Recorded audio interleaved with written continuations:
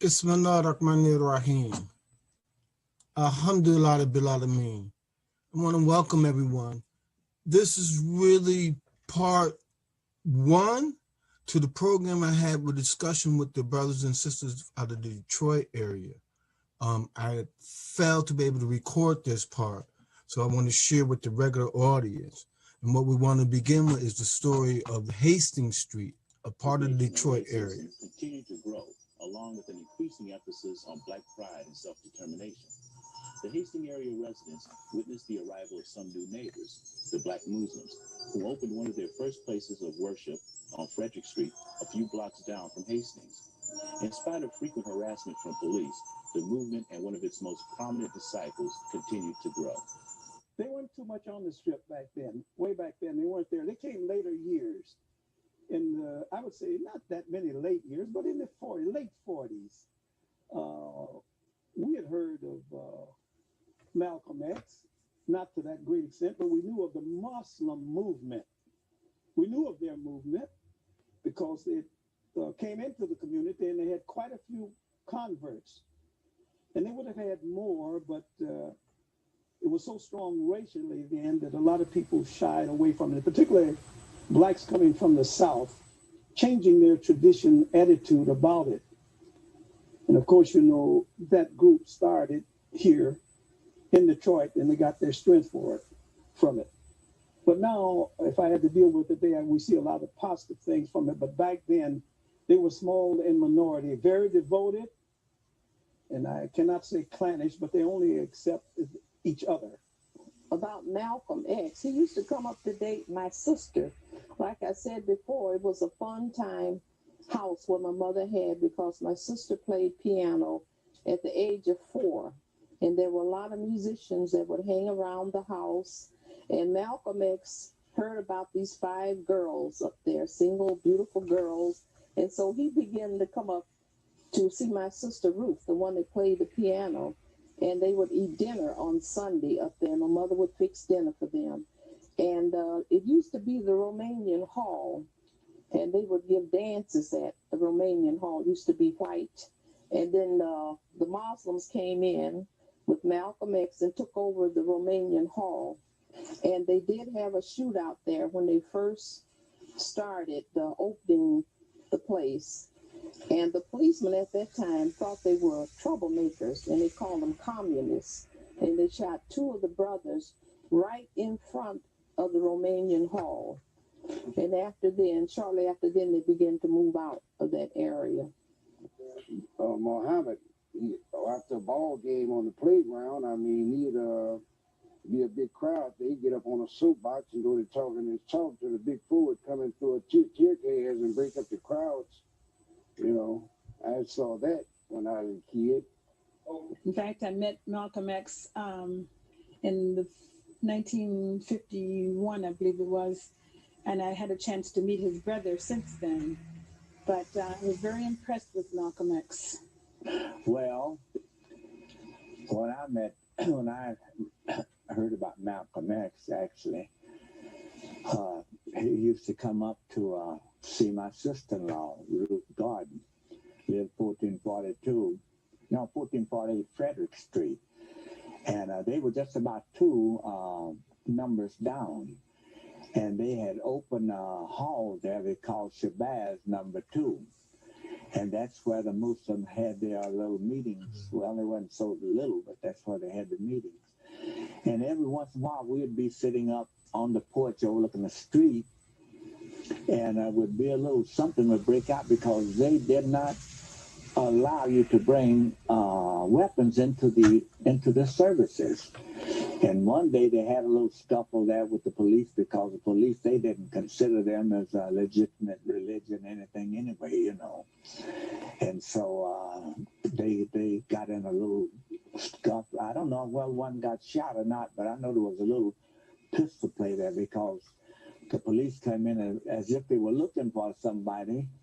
And as a matter of fact, they knew they were not supposed to have weapons on them. So they said, you can't come in here with weapons on you because this is a house of worship. And the police shoved on by them everything. They had a little scuffle. And I was looking down from my mother-in-law's place on Frederick. That was the comments that they did just about the Hastings Street and on Frederick, the early Muslim that played there. This one I want to just record just a few comments. This is really, if you listen real good, this is Honorable Elijah Muhammad talking about the shahada in the Muslim public. So here we go, right here. Idea that maybe, nous n'en sommes pas certains, mais il est possible qu'il ait été un Ahmadite. Je parle d'une personne qui a été membre du temple de la science mort. C'est Elijah Muhammad. Et il est devenu le leader de ce qu'il appelait The Nation of Islam. Listen to this. Ce que nous disons, Allah est Dieu. Ce que nous disons en arabe, Allah est grand. Ce que nous disons en arabe, il n'y a de Dieu qu'Allah. Il n'y a de Dieu qu'Allah. Muhammad est le messager d'Allah. C'est ce que nous disons. The Nation of Islam a été... So we all heard that from ourselves. You know, that was Honorable Elijah Muhammad, you know, taking the shahada. I'm not sure where this French TV got that interview from. That was an interview that they did with me a few months ago, a few years ago, pardon me. So what I want to do now is go into our PowerPoint about some of the research that I found with the Nation Islam in the history in the Detroit area. I'm going to make sure that I'm going to be able to share. I'm sharing my screen. Bear with me. All right. We are here now. I'm sharing the screen. Bismillahirrahmanirrahim. Now, before I even start, I just want to give us some background. I've been doing a lot of little census work, a lot of census research. And here, these are some census of people that were born in Africa, living in the Detroit and Michigan area in 1850. There was at least 8 people from Africa. In 1860, there was 7 people in Africa. In 1870, there was 7 people that said they were.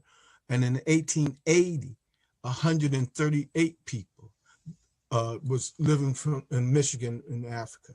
Now, this here is the first masjid built from the ground up.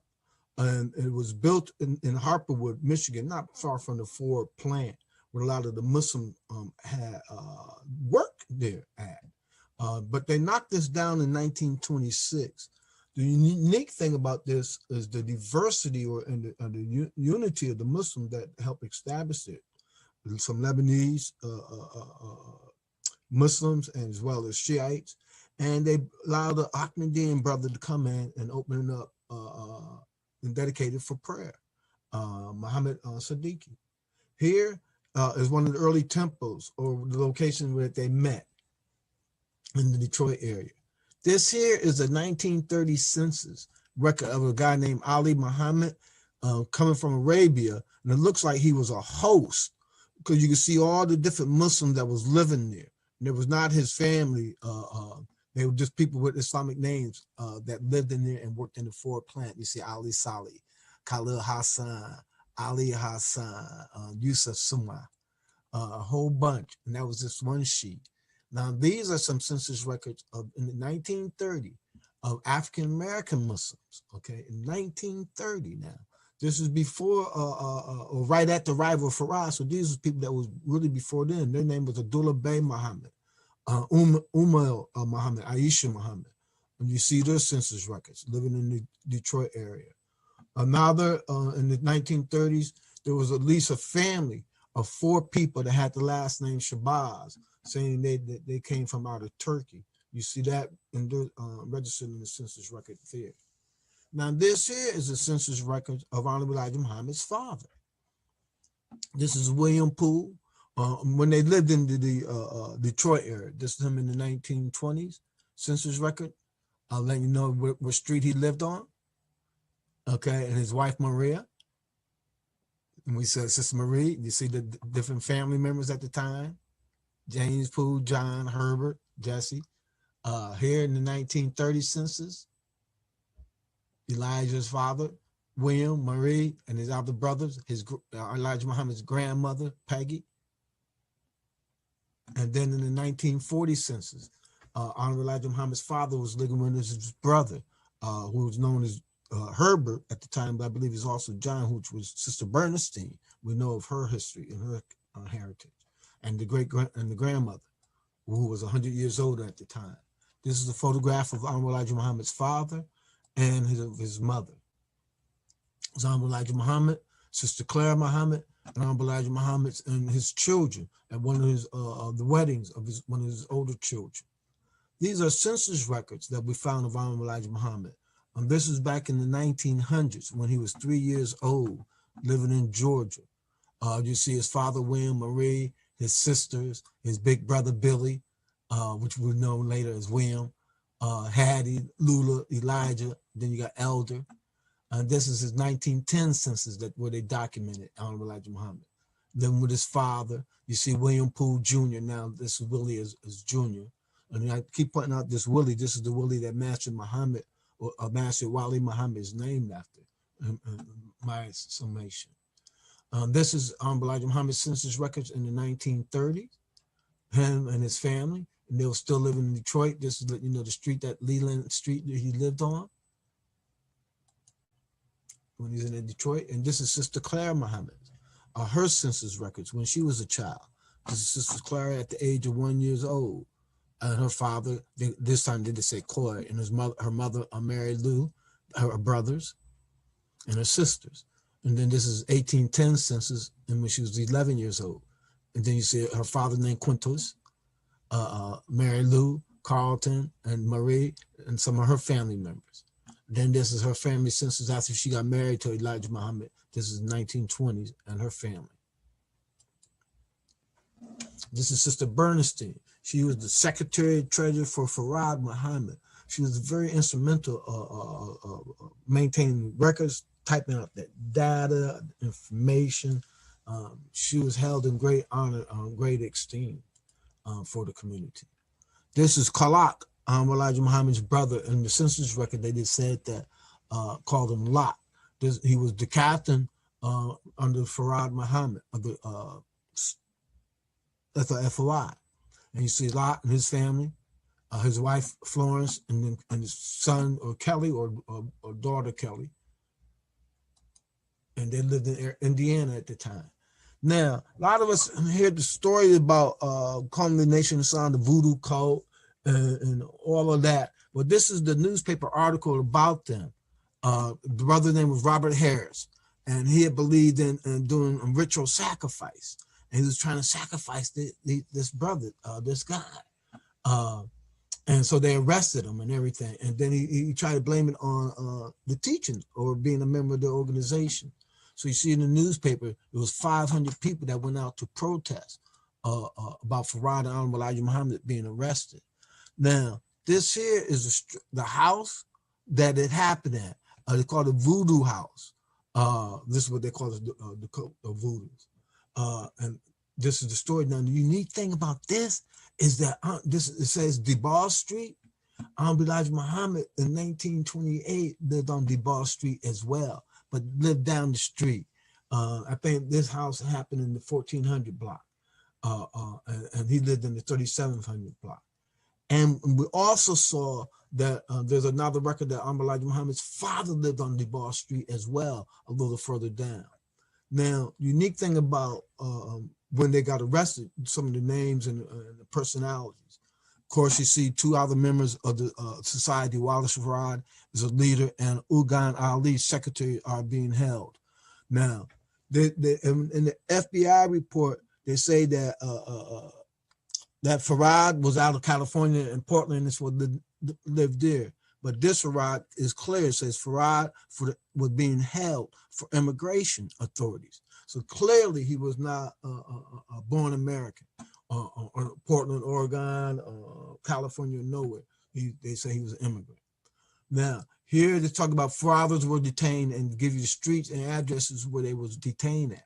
Now, what I see also unique about this, you see Abe Muhammad lived on Alpha Street, Oscar, this probably was Sharif, Sarif, then Cornelius Bay, and then there was a Wallace Muhammad. This Wallace Muhammad is not W.D. Muhammad. W.D. Muhammad was not even born then. This was a grown person. And then what they call it was the Order of Islam. The other things that they called it was also Allah's Temple of Islam. Now, this here is a photograph of them saying that they was FBI was interviewing Farad Muhammad when he got arrested. Here is a draft record of Wallace died Farad, which they may say Ford, but this one says he's coming from Afghanistan. Clearly not an immigrant, coming from Afghanistan. And this is what we did his draft records. Now this is that time they all got arrested during that period in the 30s. You see it right here. Some of the photographs, some of the brothers being whipped on. There's a brother, John Hakeem Willis, out of Savannah, Georgia, owns these actual art of photographs now, and many more of them. Here they brothers asked to take the oath, you know, on the stand, but here that you see them making a dua, not taking a stand on no Bible. Here's that FOI, the early FOI. This is a lot of those brothers that got arrested during that period, that time. And then a lot of sisters came out to support them. And there's a lot of collection from that period in that time, from the police, the newspapers. There's many collections around. And these are the sisters. Some of these sisters here in Detroit are Elijah Muhammad's sisters, nieces, and aunts as well. Many of them came early followers of his in the Detroit area, as well as these are some of your early Detroit pioneers, brothers and sisters. Here, this is Elijah Muhammad's big brother, Willie, which we became known as Wali. This is his 1920 census record, letting you know where he lived at. And this is when he was still living in Georgia.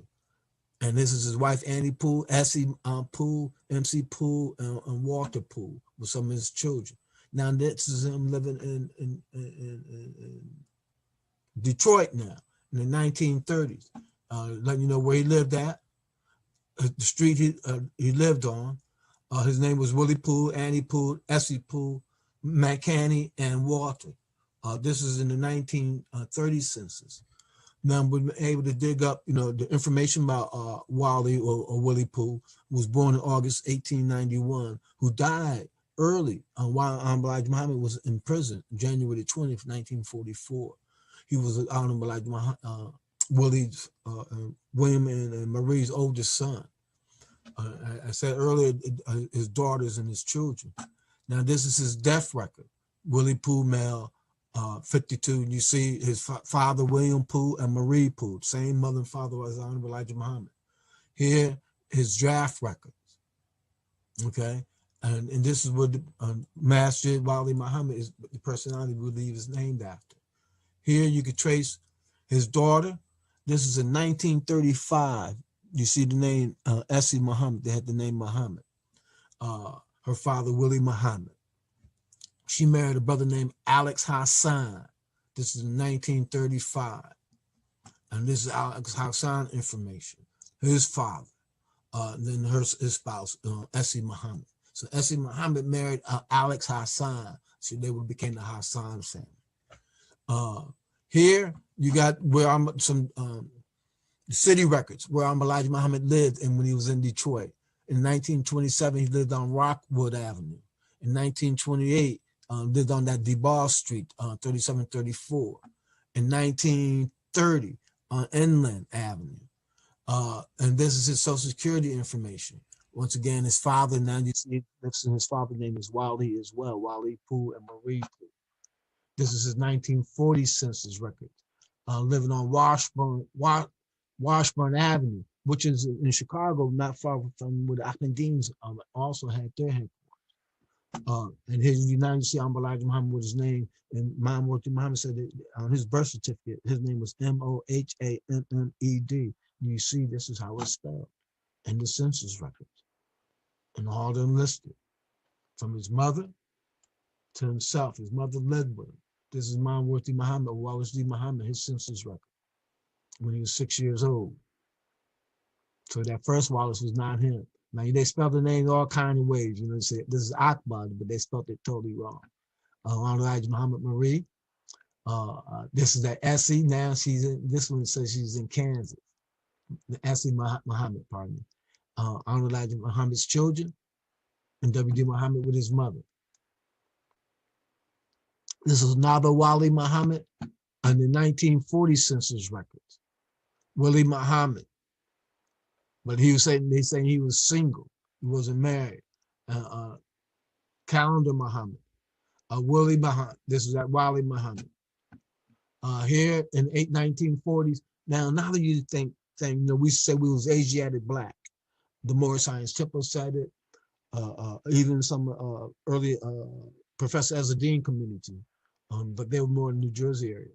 But here you got in the 1940s, you got Adela Sharif saying she's Arabic and Arab, Asian, Asiatic, born in Maryland, saying she's Asiatic, born in Maryland, now living in Detroit on Holbrook Street.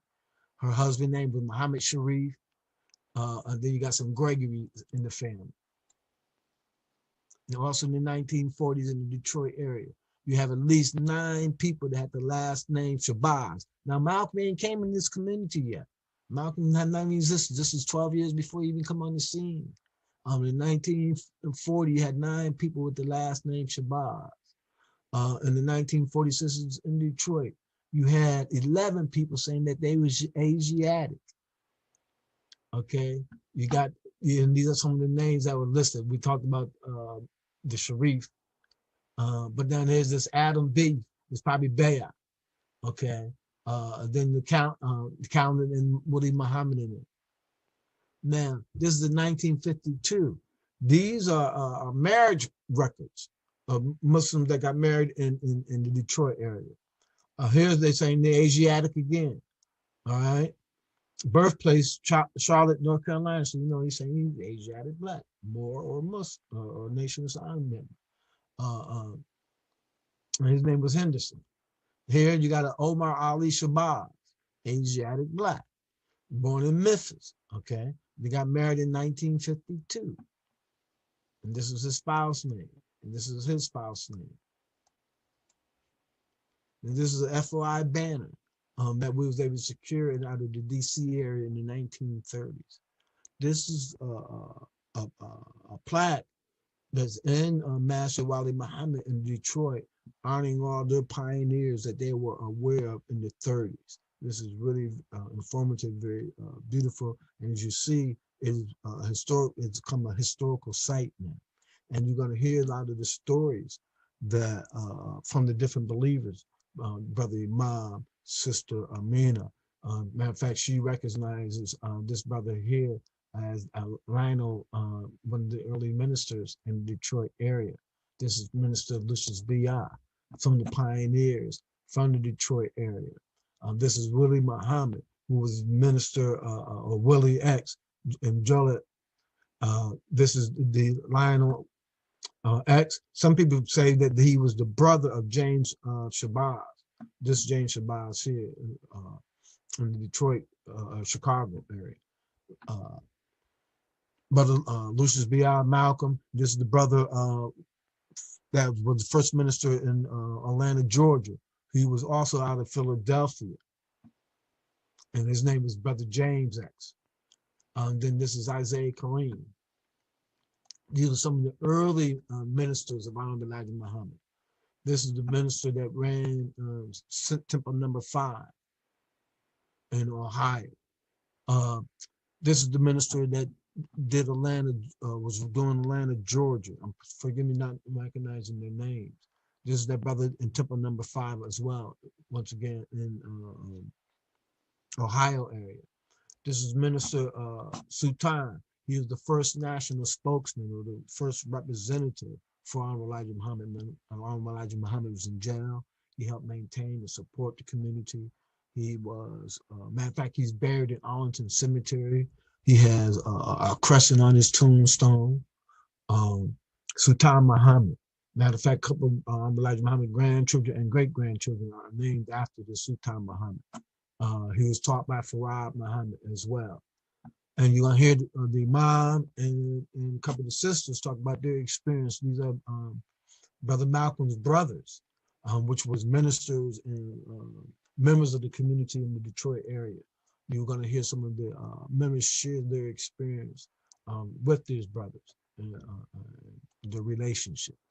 These are many of the fruit and the brothers out of the Detroit area, which is very biblical in helping with the development and the growth of the nation Islam and the history of Muslims in America. Now, this is a very unique article. This happened, they arrested Elijah Muhammad in 1942 after World War I broke out. What is unique about this letter and the information about it, it tells you who they indicted. Former charge were Elijah Muhammad, Lynn Cohen, Pauline Bahar. Pauline Bahar was that sister that was in that photograph standing by herself with the colorful dress. And then you see what they call it, Allah's Temple of Islam. All right. Now, they were also arrested a few other movement groups. One other I wanted to point out was this James Newby, also known as Father Divine Hassan of the Covered American National Organization. All right. Then they just still list other people that they arrested. Now, here I find is very important is that they also identify this here is there was two early ministers in the Washington, D.C. area, along with Sultan Muhammad. And this is where you see a David X, also known as David Jones, and there was a David Devon. We interviewed one of the sisters, and she remembered Lisa David Devon, and then Sultan Muhammad. He was in Milwaukee as well as in around the country supporting while Elijah Muhammad was in jail. Now, this here are some of the pioneers from the Washington, D.C. area when Elijah Muhammad went on the run, left the Detroit and Chicago area, came to D.C. And some of the early pioneers, like this is Isaiah Kareem, became very popular around the country. He helped establish Baltimore area. This here is Brother Elmore. He moved out to Arizona when Elijah Muhammad moved out there. He bought some property out there. This is Brother Charles. A couple of his children, quite a few of his children are members of the community. When Elijah Muhammad got arrested, his wife and then they got arrested for not putting their children to school. This is Minister Sultan. This is Brother James Shabazz, the son of Thunder, who did Newark, New Jersey. Brother Benjamin and Brother Jake are some of the early pioneers. A lot of these are what they call the field ministers of Elijah Muhammad on the East Coast. Now, this brother here is Haji Ishmael Salmon. It's very unique, you know, and according to this document right here, you know, so far he's the first Muslim African-American brother to go on Hajj. It was recorded that he made Hajj was in Mecca on October 31st, 1947. Other reports you hear 52, 57, Elijah Muhammad and W.D. Muhammad and them, they went 59. So he's the earliest one. Another unique thing about him I like is that he also used the term al-Islam. Okay, this is in 47. Then he also said that he comes from the tribe of Shabazz. But yeah, he was starting something on following the Sunnah. And his name is Haji Ishmael Salmon. And coming back a little bit more focus on Elijah Muhammad and his works in the Detroit area. This here is the first paper, Muhammad Speaks. It wasn't called Muhammad Speaks then. It was really called Islamic News. This was done in 59, pardon me. And then this here is the first Muhammad Speaks when it started in the 60s, 1960. This is the first one. These are your first two early newspapers that was done by Elijah Muhammad. These are some of the early books that told the story. You know, Detroit, and this one that covers Detroit University of Islam and other things that we have achieved. So you start seeing production, print materials start coming out, being produced. And this is the site of Master Wali Muhammad. when they bought the building, this tells you the story about them buying the building, who they bought it from. And then what they did, this was left in there. This stove was left in there, and then this is what they started doing out of the baked goods, and doing that bean pie, and other baked goods that came from there. This was a building. They had restaurant, apartment buildings, and then they believe they owned this building as well during that period of time. This is Masjid Ali Muhammad. More closer recently, you see the building which was knocked down. This is an area that's wide open now for new development, for the wide open Muslim mind to come together and work with the Muslim brothers. Some of the Muslims, there's a lot of space, a lot of land that's and space that's available, and Muslims have started doing urban gardens, and that can be a way to help feed the community, generate revenue, and also help do for self. So some of us that are around the other parts of the country, we can help people in different locations to get up on their feet. We got to start working together, helping each other achieve these goals. This is Cobo Hall in Detroit. Elijah Muhammad came to many times visiting and giving lectures, as well as Malcolm. This is the area where we had a major impact. Chicago, Detroit, and DC. Early on, help produce and help grow this community. And I don't want to leave out Milwaukee. These are some of your students, brothers at the restaurant. The sister is going to talk to you a little later. You're going to hear her story about her family at the restaurant. And this is, Detroit also produced the first Muslim judge. This is Judge Adam Shakur, who later became a member of our community. He's the first Muslim judge that we are aware of. And I'm coming towards the closing. This is the article that they talked about and pointed out that when Elijah Muhammad was passed, and that they had devised a plan to try to divide the nation Islam into threes. And Mawati Muhammad refused to accept that and made the announcement, that he was the new leader. So we still was under that one leadership, which helped produce less conflict. Now, if you go back statistically and look at the records of the Nation Islam, you see that there was 104% growth within the first 5 years of Imam Muhammad's leadership. The community grew from 81 places of worship or temples in 75 to 165 masjids in 1980. 5 years, that was super growth. Increased. Then the temples, they had a 79% increased growth in 83, from 83 temples to 143 temples. You can see the information on a different level of growth on the community. Now here, there was 26 temples by the time Malcolm passed, was assassinated, okay? Then after the assassination in 1966, it moved from 26 to 41, okay? So you had a 58% growth. So if they took a hit, they also had a growth within them, okay? And then you see from 67, 44, it's stable for a minute, then it started to growth again. But then you see another wave, a steady wave, late 69, and 70, 71, 72, you started seeing growth. And this is right before the time of Imam Muhammad came in. You can see the temple from 69, they had 47, and 75, they had 75, okay? So there was a wave of growth of people that came into the community in those little short years. Then you see the blossom of the growth.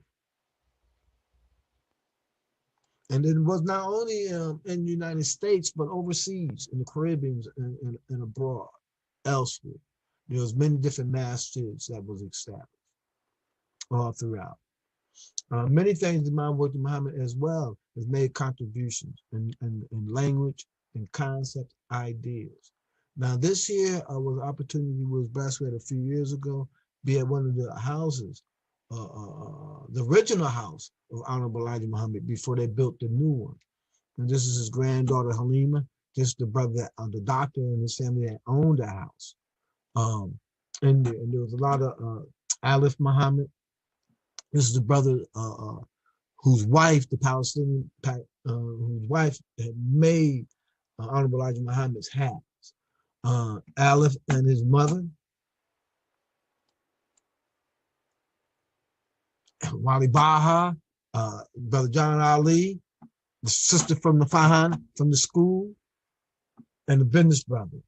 So that hopefully that gives us a little glimpse of the history and contribution of the Muslims in the Detroit area. If you listen to the part 2, you'll hear the Imam, you'll hear Sister Halima, Sabrine, and Brother Lyndon, and others share their history and their experience, not only with Malcolm, but Malcolm's brother and the community and the opportunities that they shared. I want to thank y'all for your time, patience, and perseverance. May Allah increase our faith, increase our understanding, increase our gratitude. Assalamu alaikum wa rahmatullahi wa barakatuh.